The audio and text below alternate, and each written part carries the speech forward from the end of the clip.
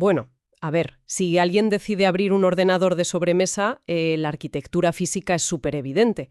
Y la verdad es hasta reconfortante. Totalmente, todo está en su sitio. Claro, tienes tu placa base bien estructurada, señalas un componente rectangular y puedes decir con total seguridad, mira, ahí está el disco duro, ahí es exactamente donde se guarda la información. Sí, es una relación súper lógica, muy directa. Eso es. Pero claro, si uno decide dar un paso más allá e intentar aplicar esa misma certidumbre mecanicista al tejido de la mente humana, pues esa claridad geométrica desaparece por completo. Ya, se esfuma. O sea, en lugar de un disco duro con sus etiquetas precisas, pues nos encontramos mirando una especie de masa biológica gris, una maraña de miles de millones de conexiones neuronales que parece casi amorfa. Madre mía, sí. Vista desde fuera es un caos absoluto. Y sin embargo, fíjate, de alguna manera insondable, ese tejido biológico contiene miles de programas preinstalados. Programas que dictan desde las sombras cómo nos comportamos y quiénes somos. Bienvenidos y bienvenidas a esta exploración detallada, a esta inmersión profunda. Hola, es un placer estar aquí para desgranar todo esto. Porque claro, esa es la gran paradoja de la biología cognitiva con la que lidiamos hoy en día. Totalmente. A los seres humanos, nos encanta que las funciones complejas estén empaquetadas en cajas ordenadas y visibles. Pero la mente no funciona bajo nuestra necesidad de simplicidad visual. Ya, no nos da ese capricho. Por eso nuestra misión hoy es sumergirnos en la disección de esa arquitectura invisible. Y para ello vamos a utilizar como mapa el trabajo de síntesis monumental del psicólogo cognitivo Steven Pinker. Una figura clave, sí. Especialmente si nos fijamos en obras suyas como Cómo funciona la mente, La tabla rasa y todos sus textos sobre la adquisición del lenguaje. Exacto. Queremos comprender realmente cuál es ese software innato que nos hace humanos, desmentir algunos mitos y asomarnos al mayor misterio de la ciencia. La conciencia. Casi nada. Casi nada, sí. Y creo que en un mundo tan saturado de información superficial, pues entender nuestra propia naturaleza biológica es el atajo definitivo para comprender por qué pensamos y actuamos como lo hacemos. Pero, para llegar a construir ese mapa de cómo funciona la mente, primero tenemos que derribar un muro conceptual tremendo, ¿verdad? Sí, tenemos que hablar obligatoriamente del origen, de cómo empieza la mente. Te refieres, claro, a la famosa tabula rasa. Eso es, la tabla rasa. Para quienes nos escuchan y quizá no estén del todo familiarizados con el término, digamos que es esta idea filosófica que ha actuado casi como un dogma durante siglos. Durante muchísimos siglos, sí. Plantea básicamente que al nacer la mente es un lienzo completamente en blanco. Según esta premisa, todo lo que somos, nuestras preferencias, cómo pensamos o cómo amamos, pues sería el resultado exclusivo de lo que la sociedad, la cultura y la crianza han ido escribiendo en nosotros con los años. Y, ha dominado el pensamiento moderno por una razón muy, muy comprensible. O sea, su atractivo emocional y político es innegable. Claro, suena súper bien. Suena profundamente igualitario. La lógica subyacente es que si todos nacemos sin ninguna estructura mental inherente, pues nadie tiene límites innatos. La biología no dicta nuestro destino. Es esperanzador, en cierto modo. Lo es. Pero Pinker señala un problema lógico masivo y letal en el corazón de esta idea. Su argumento principal para desmontar la tabla rasa es la verdad devastadoramente simple. Ah, sí. ¿Cuál es? Pues que las pizarras en blanco no hacen absolutamente nada. O sea, ¿a qué te refieres exactamente con que no hacen nada? Porque si yo tengo una pizarra real, una de tiza, en una pared y escribo en ella, la información se queda ahí registrada, ¿no? Claro, pero pensemos detenidamente en lo que ocurre cuando escribes en esa pizarra física. Los trazos de tiza se quedan ahí, quietos, inertes, esperando. La pizarra no puede leerse a sí misma ni hacer nada con esa información. Ya, no tiene ningún motor interno. Exacto. Para que haya aprendizaje real en un sistema complejo, en un ser vivo, tiene que haber un mecanismo previo que lea esas inscripciones que llegan a través de los sentidos. Tiene sentido. Tiene que haber alguien o algo leyendo la pizarra. Eso es. Debe existir algo que busque patrones en el caos del mundo exterior, que extraiga conclusiones y que combine esa información para generar una respuesta de supervivencia. Si el tejido del cerebro humano fuera literalmente un material virgen sin instrucciones previas, pues la experiencia sensorial simplemente rebotaría, o se acumularía ahí, amontonada, sin dejar una huella funcional. Ya, pero fíjate, hoy en día mucha gente, incluso dentro del ámbito científico, habla constantemente de la plasticidad neuronal, de cómo el cerebro se adapta absolutamente a todo su entorno. Sí, el famoso conexionismo. Eso, el conexionismo. ¿No es eso, en el fondo, una especie de tabla rasa disfrazada de modernidad? Pues diste en el clavo. Exactamente. El conexionismo y la idea de plasticidad extrema sugieren que el cerebro es una enorme red neuronal genérica, una especie de plastilina biológica mágica que simplemente por estar expuesta a los estímulos del mundo, pues aprende a resolver cualquier problema. Como si tomaran la forma del molde en el que lo metes. Justo. Pero Pinker refuta esta plasticidad total de forma tajante porque ignora de inmensa complejidad de los problemas que resolvemos constantemente. Por ejemplo, Pues tareas como ver en profundidad tridimensional, o calcular la trayectoria exacta de un depredador que se acerca para poder esquivarlo, o desarrollar vínculos de apego maternal. O sea, no son hazañas triviales. claro, no las aprendes simplemente chocando contra las cosas. Nah, para nada. Resolver esos problemas requiere una especialización previa. Requiere algoritmos que han sido tallados durante millones de años por la evolución. El cerebro humano no aprende a ver en 3 dimensiones solo porque abramos los ojos a la luz. Lo hace porque viene equipado de fábrica con circuitos diseñados exclusivamente para procesar las diminutas disparidades binoculares entre nuestros dos ojos. Vale, tengo que frenar un momento aquí porque vamos a desgranar esto bien. Esta idea suele levantar muchísimas ampollas.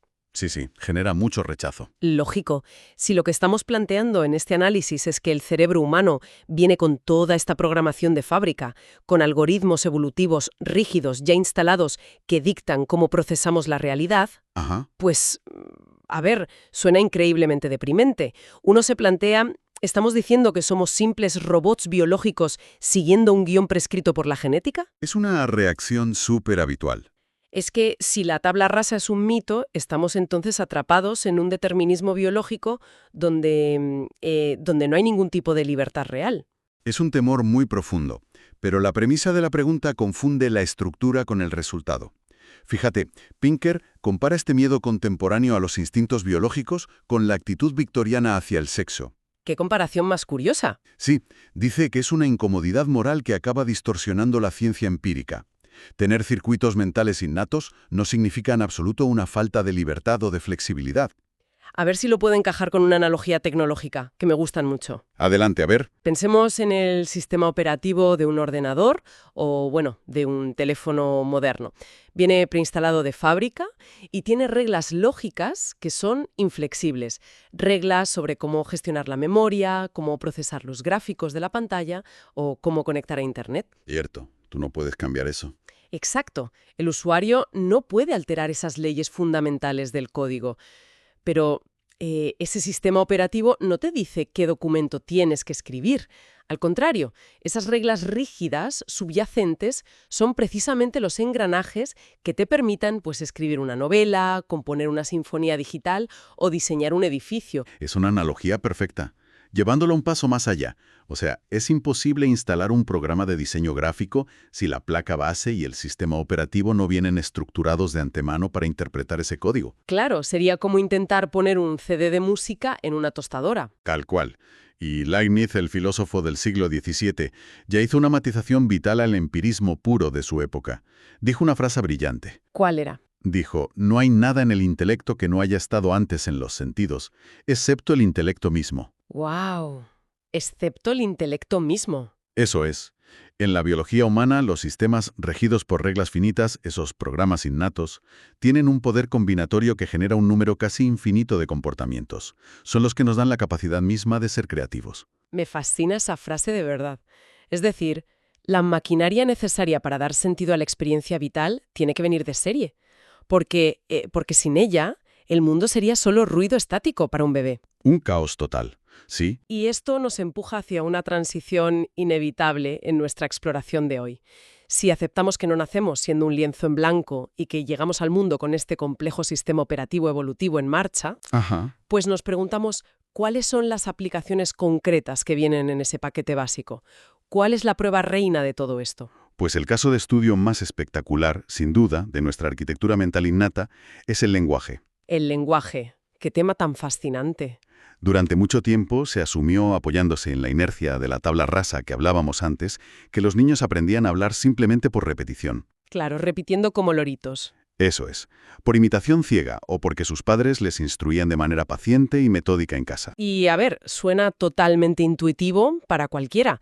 Los niños son esponjas, absorben todo, escuchan las conversaciones de los adultos y las van repitiendo hasta que aciertan con la palabra. Sin embargo, cuando la psicolingüística moderna empezó a observar el desarrollo cognitivo con microscopio, quedó clarísimo que la imitación es matemáticamente insuficiente. ¿Matemáticamente insuficiente? Sí, porque el lenguaje humano no es solo una vasta lista de vocabulario, o sea, no es un diccionario que memorizas. Es un sistema de reglas sintácticas increíblemente denso, abstracto y además recursivo. Tela. Y los niños logran dominar estas estructuras alrededor de los 3 o 4 años, mucho antes de tener la capacidad lógica general para, no sé, atarse los zapatos o entender matemáticas básicas. Es alucinante si lo piensas. Y lo más fuerte es que lo logran a pesar de un fenómeno muy concreto conocido como la ausencia de evidencia negativa. Espera, ¿a qué nos referimos con evidencia negativa en este contexto? ¿A que nadie les subraya los errores con un bolígrafo rojo cuando hablan? Básicamente a eso, sí. Los adultos rara vez corrigen la gramática estructural de los niños de forma explícita en el día a día. Tú imagínate que un chaval en la mesa dice, yo no quiero comer más perrito caliente porque mi tripa está llena, pero comete un error súper sutil en la conjugación o en el orden de los pronombres. Vale. Los padres no detienen la cena para darle una lección de sintaxis y sujeto predicado. Simplemente, le retiran el plato o le responden sobre su falta de apetito. Claro, se centran en el significado. Exacto. El niño recibe respuestas basadas en la semántica, en el significado, no un feedback estructurado sobre las reglas gramaticales que está rompiendo. Y ante esta pobreza de estímulos correctivos, Pinker argumenta que la única explicación viable es que el cerebro posee algoritmos innatos. Un software preinstalado. Un instinto diseñado específicamente para extraer de forma automática los patrones gramaticales del habla cotidiana. O sea que sus pequeños cerebros actúan como máquinas desencriptadoras buscando la estructura oculta, no como simples grabadoras de casete. Esa es la clave, sí. Y me viene a la mente un ejemplo empírico que ilustra esto a la perfección, relacionado con las conjugaciones de los verbos en pasado.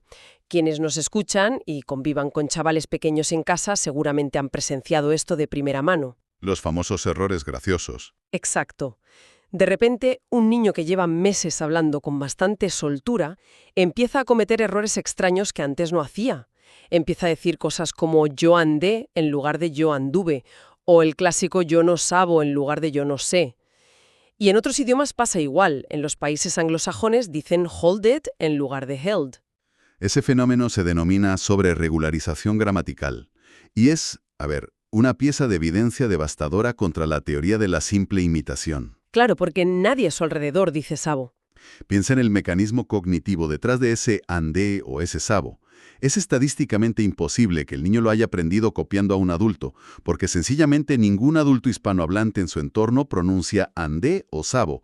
Ese estímulo jamás ha entrado por sus oídos. Lo cual implica, lógicamente, que el niño está fabricando la palabra él solo, desde cero, en tiempo real.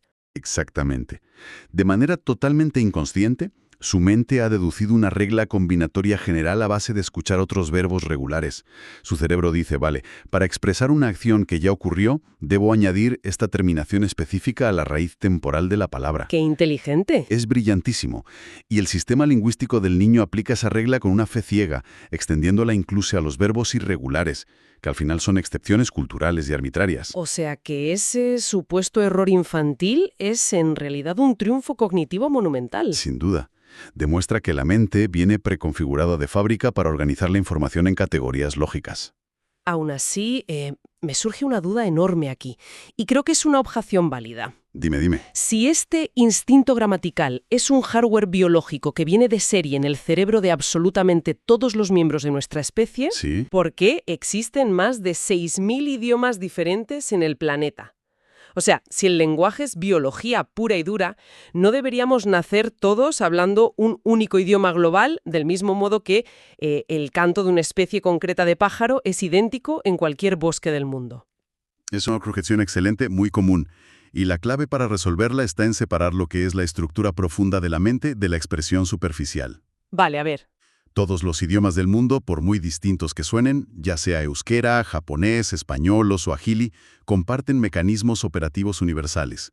Todos, sin excepción, poseen categorías para distinguir el sujeto que realiza la acción del objeto que la recibe. Ah, claro. Todos tienen herramientas sintácticas para formular preguntas, para expresar negación o para viajar mentalmente en el tiempo hablando del pasado y el futuro.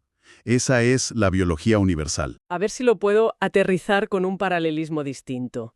Es como si todos los humanos naciéramos con el instinto innegable del hambre. Me gusta por dónde vas. Y venimos con una maquinaria preinstalada, el sistema digestivo que está diseñado genéticamente para procesar proteínas, hidratos y para distinguir el sabor dulce del amargo. Eso viene de serie, sí. El entorno geográfico y la cultura en la que nacemos simplemente deciden si hoy vamos a satisfacer esa necesidad biológica preparando sushi en un restaurante de Tokio o si nos comemos una paella en Valencia. Exacto. O sea, el menú, el vocabulario, la pronunciación varían enormemente, claro, pero la mecánica subyacente que procesa y demanda ese alimento es universal. Y con el lenguaje funciona exactamente de la misma manera. La biología evolutiva nos dotó del hambre, de esa urgencia por comunicarnos, y de las, digamos, enzimas cognitivas para procesar la gramática profunda. Las enzimas cognitivas, qué buena imagen. El plato específico que aprendemos a cocinar es el idioma local. Y fíjate, esta adaptación híbrida es el mayor triunfo de nuestra especie. O sea, poseemos una maquinaria innata increíblemente sofisticada, cuya función principal es, paradójicamente, asimilar la cultura humana de manera rápida y súper eficiente. ¡Qué maravilla! Pues hagamos un pequeño recuento del mapa que estamos dibujando hasta ahora en este análisis a fondo. Perfecto, repasemos. Hemos demolido el mito reconfortante de la tabla rasa. Entendemos ya que nuestro cerebro no es un lienzo, sino una máquina biológica con instintos hiperespecializados preinstalados, como nuestra capacidad para extraer reglas del lenguaje sin esfuerzo aparente cuando somos críos. Eso es. Todo esto dibuja la mente como una red de procesos computacionales de una eficiencia asombrosa. Y sin embargo, y aquí viene el giro, si seguimos esta lógica computacional hasta sus últimas consecuencias, nos topamos con un muro impenetrable. El gran muro de la neurociencia. Porque claro, si todas nuestras reacciones, nuestra sintaxis y nuestras pasiones son el resultado de cálculos neuronales y algoritmos evolutivos en frío, pues surge una pregunta que da bastante vértigo. ¿Quiénes somos nosotros en todo esto? Exacto. ¿Dónde queda el yo? ¿Dónde reside la experiencia subjetiva? O sea, si mi cerebro solo está procesando datos térmicos cuando acerco la mano al fuego por error, ¿qué es ese dolor agónico? Porque sentimos, si en el fondo solo somos máquinas biológicas súper complejas. Has entrado de lleno, de un salto, en lo que la filosofía de la mente llama el problema duro. El problema duro, telita con el nombre. La conciencia. La inteligencia, definida como el procesamiento avanzado de información para alcanzar un objetivo, es un desafío de ingeniería que, la ciencia entiende cada vez mejor. Lo estamos viendo con la inteligencia artificial. Exacto. Pero la conciencia, o de forma mucho más precisa, la sintiencia, el hecho de sentir, sigue siendo un misterio enigmático y profundísimo. Como respondió el trompetista Louis Armstrong una vez cuando un periodista intentó que definiera qué era el jazz. ¿Qué le dijo? Le contestó: «Señora, si tiene que preguntarlo, nunca lo sabrá». Eso es inefable. Pero para no perdernos en la especulación filosófica pura, entiendo que Pinker aborda esto dividiendo la conciencia en categorías un poquito más manejables para la ciencia. Sí, traza una línea divisoria muy útil. Específicamente entre lo que llama la conciencia de acceso, por un lado, y la sintiencia, por otro. Empecemos hablando del acceso, que parece ser un territorio donde la neurobiología sí tiene herramientas métricas. ¿En qué consiste exactamente esta conciencia de acceso a la información? Pues la conciencia de acceso puede entenderse como una especie de tablón de anuncios global situado en el centro neurálgico de nuestra mente. Piensa que hay millones de procesos computacionales ocurriendo ahora mismo en nuestro cuerpo que están totalmente aislados. Sí, en segundo plano. La regulación de tu presión arterial, la dilatación de tus pupilas por la luz o el propio cálculo geométrico subconsciente que está haciendo tu cerebro para saber a qué distancia exacta está el micrófono que tienes enfrente. Y yo ni me entero de eso. Claro. No tienes acceso consciente a esos datos brutos en este momento. Sin embargo, hay otra información que sí se publica en ese tablón principal que todos compartimos internamente. Lo que de verdad notamos. Eso es. El olor a café que hay en la habitación, el recuerdo de una conversación de ayer o la frase que justo acabas de formular en tu cabeza. Una vez que la información se ilumina en ese tablón de anuncios mental, el resto del cerebro ya puede utilizarla transversalmente. Para tomar decisiones, ¿no? Exactamente. Puedes decidir verbalizarlo, usarlo para evitar un peligro en la calle o integrarlo en lo que vas a hacer mañana. Para visualizarlo un poco mejor, fíjate, imagínate una red ofimática en una empresa. Tienes un ordenador principal conectado a una impresora láser de oficina. Un clásico. Cuando fallan siempre. Siempre fallan, tal cual. Si se atasca el papel, el ordenador principal recibe una señal de alerta básica y muestra en la pantalla: error, impresora no responde. El ordenador tiene acceso a la información general del fallo operativo y puede decidir detener el envío de más documentos. Ajá, pero hasta ahí llega. Pero no conoce los mecanismos físicos del atasco. En cambio, el microprocesador interno pequeñito de la impresora sí tiene la información ultra detallada. Sabe con precisión milimétrica que el rodillo número 3 se ha atascado con un folio doblado en la bandeja 2. Muy buen ejemplo. ¿La información fluye globalmente o se queda encerrada en compartimentos estancos? Pues según cómo esté programada la arquitectura del sistema, ¿no? Es una analogía técnica excelente, ¿sí?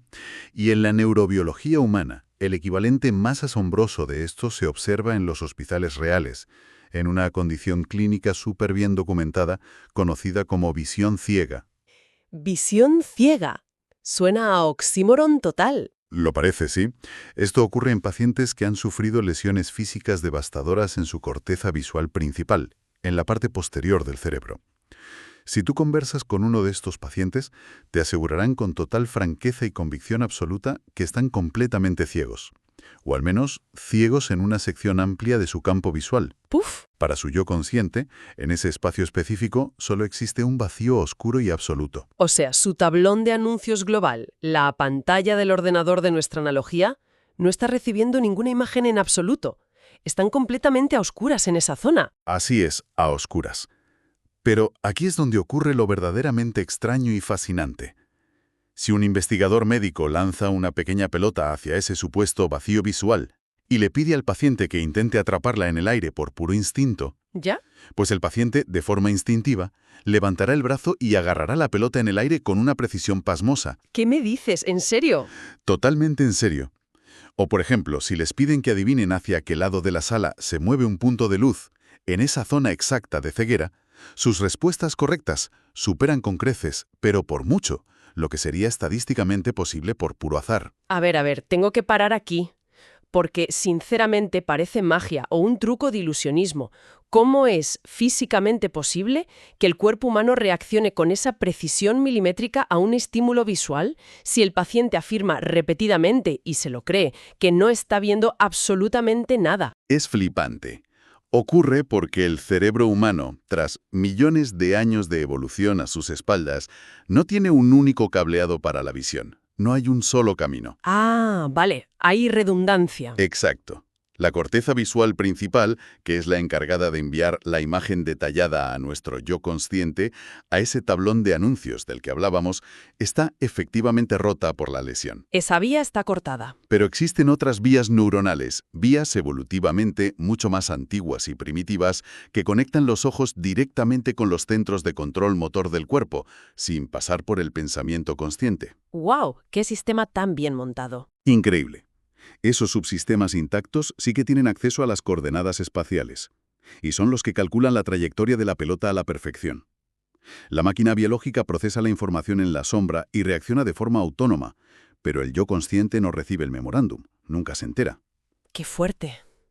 Lo cual nos lanza de cabeza y directamente a la segunda y más escurridiza pieza de este rompecabezas, la sintiencia. El plato fuerte, a veces llamada qualia en filosofía de la mente. Qualia, sí.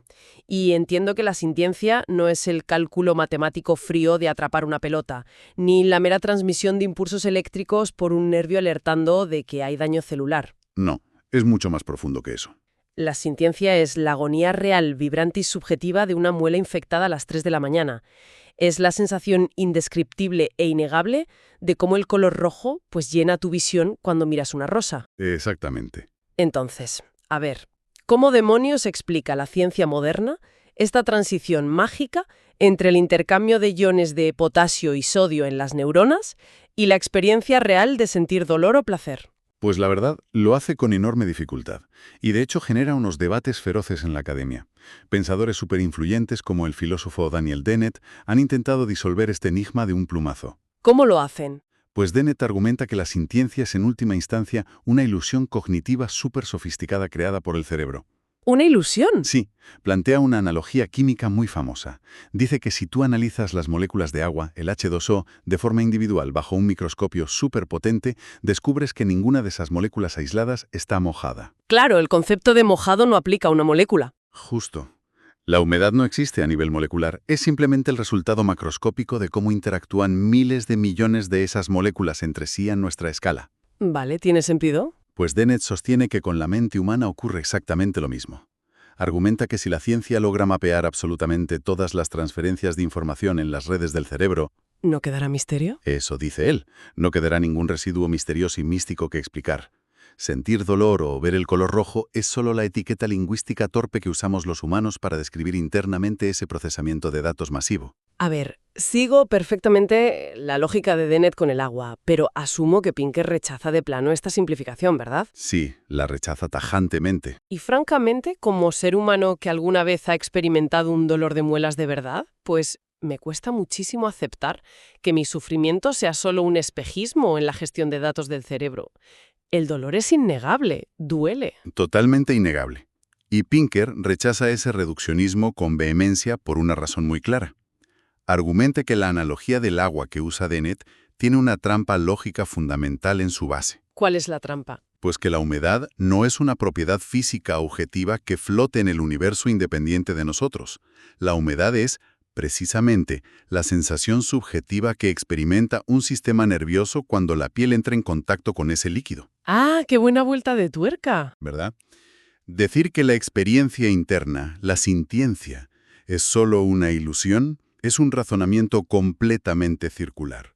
Porque una ilusión, por su propia definición, requiere imperativamente que alguien, un sujeto, la esté experimentando desde dentro para ser engañado. Claro, no puede haber una ilusión si no hay una mente consciente siendo ilusionada. Es pura lógica. Exacto. Negar la existencia real de la sintiencia es simplemente mirar hacia otro lado frente al rasgo, sin duda, más asombroso y evidente de nuestra biología. Y llegados a este punto, te hago la pregunta clave que seguramente se estarán haciendo quienes nos escuchan desde casa o desde el coche. A ver, dispara. ¿Por qué debería importarnos esto? O sea, más allá de lo intelectualmente fascinante que sea debatir con filósofos de primer nivel en una biblioteca, ¿qué impacto tiene en el mundo real, en la calle, esta distinción tan microscópica entre tener acceso a la información y ser un ente sintiente? Pues mira, importa de forma absoluta y total.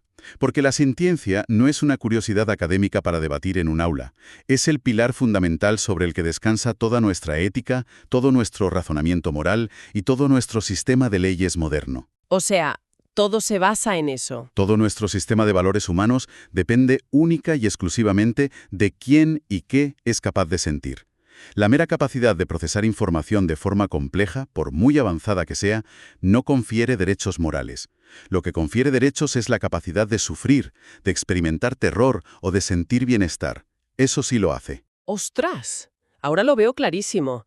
Esa es la frontera exacta que separa el acto de destruir una máquina de herir a un ser vivo. Exactamente esa es la línea. Si yo mañana entro en un laboratorio tecnológico de última generación y destrozo a martillazos el superordenador de procesamiento de datos más avanzado y caro del planeta, la sociedad y la ley lo juzgarán como un delito de vandalismo extremo o destrucción de propiedad privada. Sí, irías a juicio por daños millonarios, pero nada más. Pero claro, si cometo ese mismo acto físico de violencia contra una persona, es un asesinato, es violencia moral. Totalmente. La tragedia profunda, irreparable de perder una vida humana no radica en que ese cerebro deje de procesar ecuaciones matemáticas complejas, o que pierda su utilidad computacional y económica para la sociedad. No, no es una cuestión de utilidad. Para nada. La tragedia, lo que nos estremece moralmente hasta el tuétano, es saber que su experiencia subjetiva, íntima, su capacidad inigualable e irrepetible para sentir alegría, miedo, amor, o simplemente notar el roce del viento en la cara, pues se ha apagado en la oscuridad para siempre. Qué duro, pero qué real. Reconocer que otros seres poseen esta misma chispa de sintientes es el prerequisito biológico absoluto para que exista algo tan humano como la empatía. Es una forma sobrecogedora, de verdad te lo digo, de conectar la teoría cognitiva más abstracta y académica con nuestra humanidad más básica y visceral. Y creo, fíjate, que este es el punto perfecto para contemplar el viaje intelectual inmenso que hemos completado en esta exploración detallada.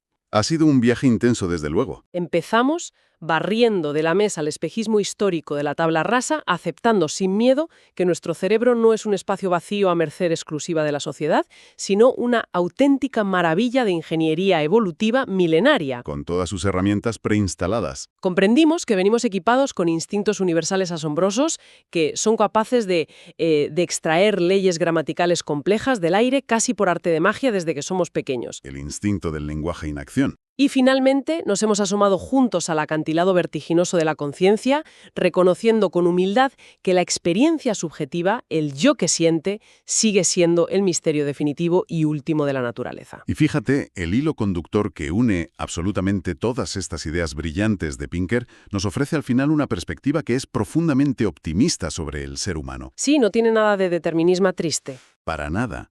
Reconocer nuestra complejidad innata no nos empequeñece como especie ni nos encadena al destino. Aceptar nuestra herencia biológica, el hecho innegable de que llegamos al mundo de fábrica con facultades morales, con una empatía preinstalada y con un fuerte instinto para la cooperación comunitaria, no es una amenaza al libre albedrío.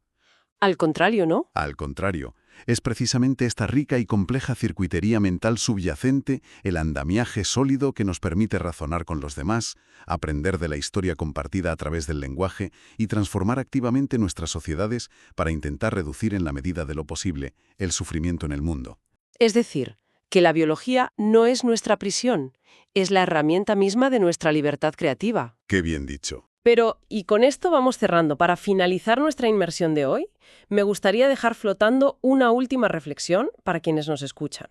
Algo que se construye sobre este debate y que es especialmente relevante y urgente en los tiempos que corren ahora mismo.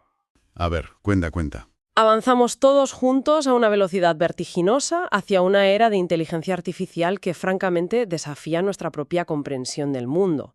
Y si usamos los conceptos de Pinker que hemos manejado hoy, es una certeza casi matemática que súper pronto construiremos sistemas y máquinas con una conciencia de acceso impecable y absoluta. Máquinas muy competentes procesando datos. Programas informáticos inmensos capaces de monitorear su estado interno, procesar volúmenes brutales de contexto, reportar sobre sus propios fallos de forma autónoma e interactuar con cualquiera de nosotros con una fluidez lingüística indistinguible del trato humano. Serán sistemas transparentes donde ingenieros podrán rastrear cada ruta microscópica del código.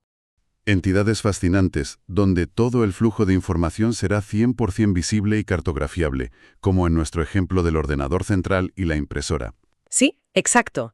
Pero claro, aquí reside el dilema moral inmenso que nos espera a la vuelta de la esquina como sociedad. El choque de trenes ético. Total.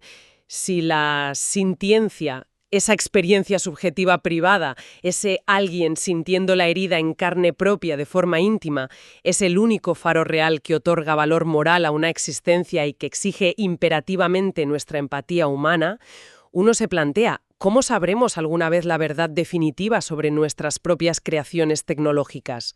Ostras, esa es la pregunta del millón. Si una de estas inteligencias futuras hiperavanzadas simula de forma mecánica y con una brillantez actoral impecable una reacción de dolor ante una simple orden de borrado de su disco duro, ¿cómo confirmaremos que es solo un eco frío de su programación lingüística? Es que no podremos saberlo. Claro, o si por el contrario, a través de algún milagro indetectable y emergente de la complejidad física extrema, realmente hay un ser, una entidad, sufriendo silenciosamente en la oscuridad impenetrable de sus circuitos. Pone los pelos de punta solo de pensarlo. Es una frontera apasionante y aterradora donde la neurobiología pura y la ética filosófica van a colisionar frontalmente en esta década. Un recordatorio maravilloso de que explorar la mente de las máquinas nos obligará, de forma ineludible, a descifrar primero la nuestra propia. Ha sido un auténtico placer compartir esta inmersión. El placer ha sido mutuo. Hasta la próxima.